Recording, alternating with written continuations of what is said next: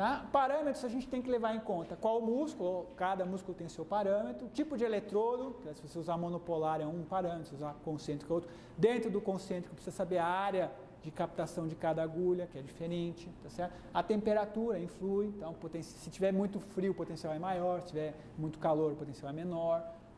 Filtro básico, tá certo? Isso é super importante, então você tem que saber o filtro que foi usado na aquisição e usar o mesmo filtro, principalmente filtro de baixa, tá? Idade do paciente acima de 65 anos principalmente já fica com um aspecto mais, entre aspas, neurogênico, tá? Equipamento, cada equipamento tem o seu software, tem o seu algoritmo de marcação, tá? O método de extração, qual o nível de contração que você usa contração mais baixa, você usa contração mais alta, influi também, tá certo? E a rotina do operador, se você vai editar manualmente as durações, se você vai jogar fora, se você vai deixar do jeito que ficou, entendeu? Então, precisa saber isso aí.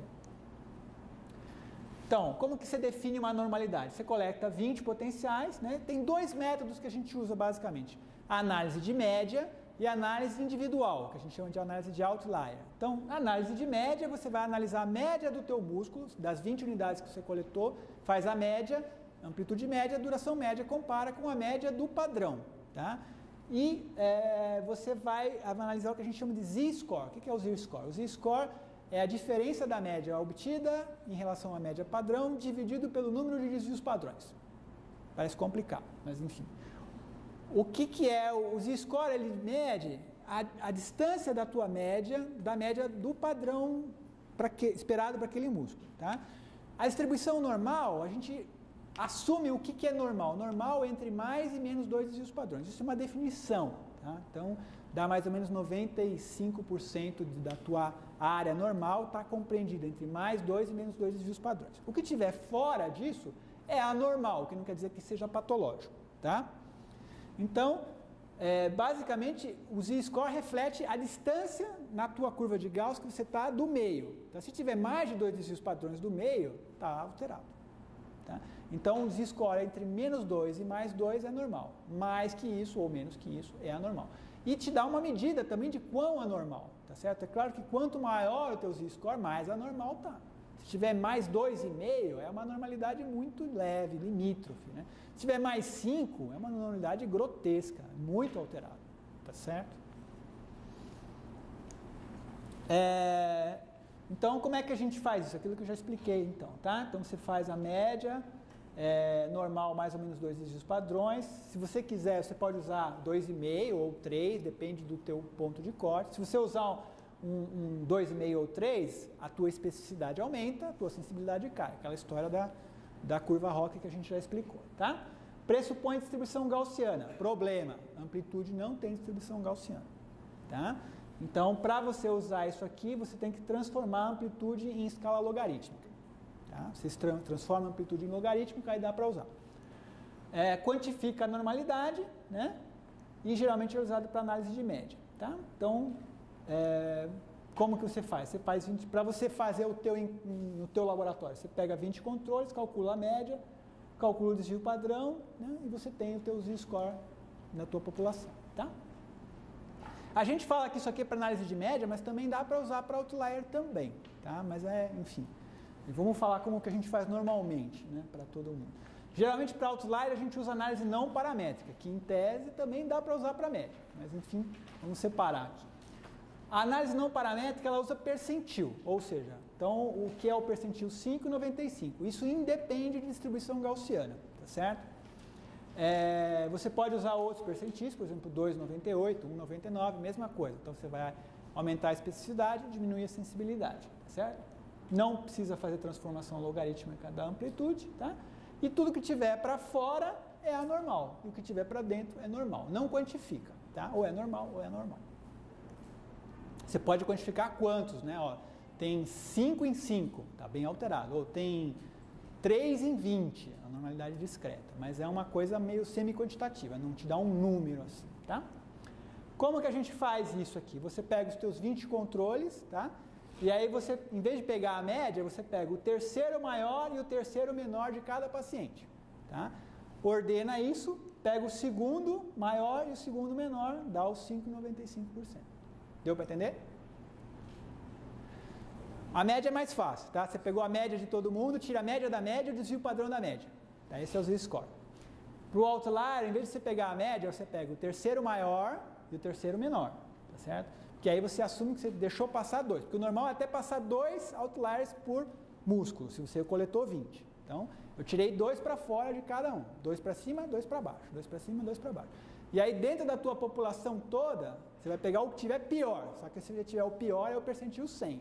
Então, para usar o 95, você joga o pior fora e fica com o segundo pior. É o percentil 95, porque 1 de 20 é 95, 95%. Deu para entender agora? Tá. A gente vai brincar de fazer isso depois. Esses aqui são os padrões que eu uso. Na verdade, eu não uso normalmente o Neurosoft, eu uso outra máquina, então vocês não vão poder usar esses padrões para esta máquina. A gente chegou a desenvolver alguma coisa para essa máquina, está no material de vocês aí, né? Mas só para 4 músculos. Mas, enfim, está aberto o caminho do ouro aí para vocês fazerem isso no laboratório de vocês. O ideal é que cada um faça o seu mesmo e, a partir disso, use os valores que estabelecer, tá? Interpretação meio básico, né? A gente já falou. Então, a neuropatia você tem aumento de amplitude e duração, aumento do número de fases e turns, aumento da área, do thickness e do size index. Na miopatia, mesma coisa, é ao contrário, né? A amplitude de duração cai, número de fases e turns aumenta, a área, thickness e o size index cai também. Quando o que a gente normalmente usa é amplitude e duração, a gente faz esse gráfico aqui, né? Plotando duração por amplitude, né? Esses 2 retângulos aqui, o retângulo menor é a área de dispersão da média, ou seja, a média mais ou menos 2 desvios padrões, tá? E esse quadrado maior aqui, esse retângulo maior, é a área de dispersão individual, ou seja, análise de outliers, né? Os percentis 5 e 95%, tá? Então, o que acontece? Na neuropatia, você tem um desvio dos pontos, cada pontinho é um potencial. O X é a média, tá? Então, na neuropatia, os potenciais se deslocam para cima e para a direita, maior amplitude e maior duração. E na miopatia, ao contrário, tem menor amplitude e menor duração, tá? Isso aqui eu não vou falar, mas é só para dar uma pincelada, é uma coisa nova que está surgindo, que eu acho extremamente interessante, né?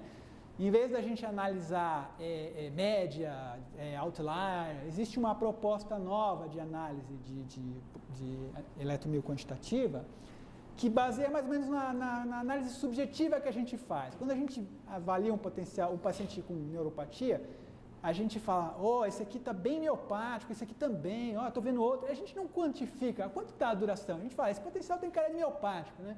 E esse aqui tem cara de normal, mas esse aqui também tem muito neuropático. É baseado nessa proporção que a gente decide, né? Quantos potenciais neuropáticos tem, quantos potenciais normais tem, ou quantos potenciais miopáticos tem. É nessa proporção que a gente define o que é normal, o que não é. Isso na avaliação subjetiva de cada um. Então, basicamente, para reproduzir isso, foi feito isso. É uma análise categórica, ou seja, cada parâmetro ele define se é baixo, médio ou alto. Então, tem uma duração baixa, uma amplitude baixa e uma área normal, sei lá, entendeu? Baseado na combinação desses parâmetros, ele vai definir a probabilidade daquele potencial ser neuropático, miopático ou normal, né? Através de análise combinatória, tá? E aí ele vai combinando várias unidades motoras. Então, você viu uma, essa aqui tem tantos por cento de chance de ser miopático e tantos por cento de chance de ser neuropático. Aí vamos ver o próximo, mas vamos ver o próximo sabendo o que deu o anterior. Isso a gente chama de teorema de Bayes, ou seja, a probabilidade do evento pré influencia a probabilidade do evento pós, entendeu? Você não vai ver cada potencial isolado do mundo, você vai ver cada potencial sabendo que o anterior já deu alterado. Então, teus olhos já estão envesados em relação a uma distância. Vou mostrar, ficou confuso, tá? Então, vou mostrar aqui. Então, aqui, esse potencial aqui, aí tem thickness, rise time, o size index, número de turns, número de fases, duração e amplitude. Ele classifica se é baixa, média ou alta. Baseado na combinação desses parâmetros, ele definiu probabilidade de ser normal, em verde, probabilidade de ser neuropático, em azul, probabilidade de ser miopático, em vermelho. Para esta unidade, plotou aqui, tá? Quando ele foi ver o próximo, ele fez a mesma coisa, teve outra pizza aqui. E aí, só que ele não vai ver essa pizza isolada, ele vai combinar a probabilidade desse com a desse. E aqui você vai ver a probabilidade combinada. À medida que você vai coletando mais unidades, a probabilidade de ser normal foi aumentando, a probabilidade de ser neuropático foi caindo e de miopatia também. Então, com 6 unidades, ele fechou a análise dele. Não precisa fazer 20. 6 unidades já fechou. Tá? Miopatia. Tá? Mesma coisa. O primeiro potencial já era miopático, o segundo já era miopático, o terceiro já era miopático e já fechou. Isso aqui a probabilidade já deu quase 100%, então, em tese, 3 potenciais você já estaria resolvido, não precisaria ir além. Tá? Mesma coisa neuropatia, tá? E baseado naquilo que acontece na prática clínica, nem sempre a gente chega a conclusão nenhuma. Por exemplo, tem um paciente que você olha lá, você pode olhar quanto você quiser, coletar quantos potenciais você quiser, e a coisa vai para cima, vai para baixo, vai para cima, vai para baixo e não vai para lugar nenhum. Então, ó, esse aqui tem cara de neuropático, mas não tenho certeza. Entendeu? Então, o que a gente faz? Vamos para outro músculo, tá certo? Então, é o que acontece na prática, é o que a gente vivencia todo mundo, tá certo? E a eletromiocantitativa que a gente conhece, essa que eu vou explicar, ela vai dizer ou está normal ou não está, tá certo? E não é bem assim, né? Padrão interferencial, né? Existem duas maneiras de a gente analisar padrão interferencial. Análise de frequência ou análise de domínio de tempo, né? A análise de frequência a gente faz a transformada rápida de Fourier e vai fazer a análise do espectro. E a análise de tempo a gente vai fazer, então, amplitude turns e o equipe, eu vou explicar os dois aí. Peraí. Quais as vantagens a gente fazer a análise do padrão interferencial? É muito mais rápido, é instantâneo. Você aperta o botão, está pronto, tá certo? Demora microsegundos isso aqui. Então, é muito rápido, muito mais rápido que a análise morfológica, tá? Permite análise seriada. Então, por exemplo, para fazer estudos de fadiga muscular é muito legal, tá? E questão de sensibilidade é questionável, tá? A minha opinião é muito menos sensível que a análise de MUP. Contudo, tem seus fãs ardorosos, né? Nas referências aí tem o Friedrichsen aí que adora, acha que é tão sensível quanto o MUP. Mas, na minha opinião, é bem menos sensível. Tá? Na neuropatia, o que é que acontece? Você tem poucas unidades motoras, tá? Então, o padrão interferencial, não estamos mais falando de unidade motora isolada, tá? Então, o traçado inteiro. Como tem pouca unidade motora, tem poucos turns, poucos picos no teu traçado, tá? Só que os picos que tem são grandes, porque as unidades motoras são grandes, né? Então, você tem poucos turns, só com amplitude aumentada, né? Além disso, a duração e o thickness estão aumentados, ou seja, aumenta o componente de baixa frequência do teu traçado, né? O recrutamento é tardio, né? E o padrão interferencial é rarefeito. Na miopatia, você tem número de unidades motoras normais, ou seja, você tem muitos turns, né? Além disso, as unidades motoras são pequenas, né? Tem amplitude diminuída. Duração e o thickness diminuído, predominam as frequências aumentadas, né? Altas frequências. O recrutamento é precoce, ou seja, enche de turn rapidinho, né? O padrão é recrutamento precoce e interferencial paradoxal, ou seja, muita contração para pouca força. Tá? Depende do nível de força que você avalia. Tá? Quanto mais força você vai avaliar, maior a amplitude e maior o número de turns. Isso tanto para neuropatia, quanto para miopatia, quanto para neuropatia. Tá? Então, uma coisa, olhando aqui, a gente já percebe uma coisa interessante, né?